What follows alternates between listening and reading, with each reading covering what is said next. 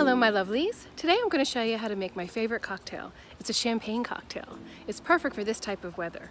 Actually, I drink champagne cocktails any time of year.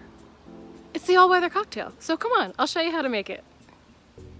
For the ingredients, we'll need a bottle of champagne or some sparkling wine, Angostura bitters, some sugar, a lemon for a twist, and a champagne flute glass. These actually work best in a tall glass like this. I'll show you how to make it.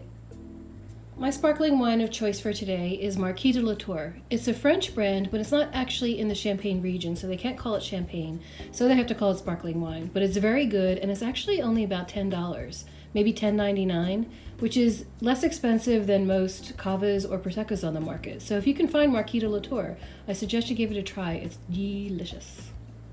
First thing you do is add a little bit of sugar to your glass. And then a few drops of Angostura bitters. I use about 6.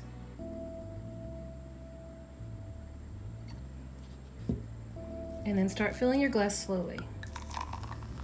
You don't want it to bubble over too much, so give it a minute, just be patient. Just fill it a little at a time.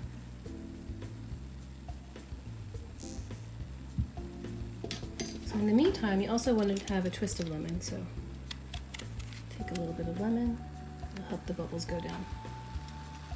Helps deflate the bubbles a little. It also adds a nice fresh flavor. So just a little at a time. Don't want to waste those precious drops.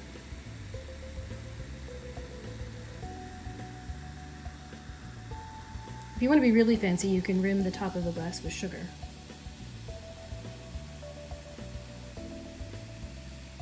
Thought we were going to have spillage there, almost.